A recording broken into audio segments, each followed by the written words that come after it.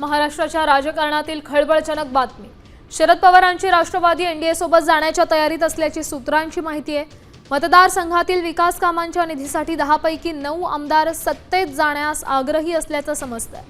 जयंत पाटील यांनी वर्षा निवासस्थानी मुख्यमंत्री देवेंद्र फडणवीसांची भेट घेतली आहे, तर सुनील तटकरे आणि प्रफुल्ल पटेल यांनी ही फडणवीसांची भेट घेतल्यामुळे चर्चांना उधाण आलंय। दरम्यान जयंत पाटील आणि सुप्रिया सुळेंनी याबाबत काय भूमिका मांडली ते पाहूयात।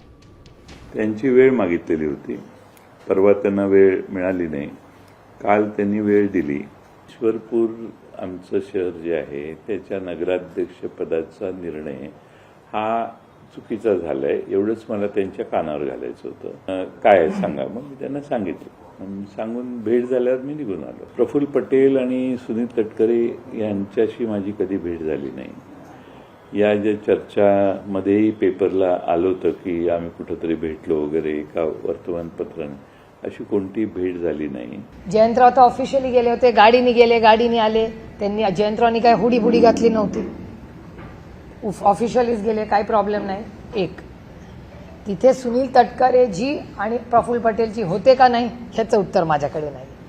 आणि हा प्रश्न मला विचारायच्या ऐवजी हा प्रश्न तुम्ही माननीय देवेंद्रजींना विचारला पाहिजे, कारण काही मीटिंग त्यांच्या घरी झाली। साम टीव्ही मी नेहमी पाहतो, त्यावर दाखवलेल्या बातम्या रिलेट करतात।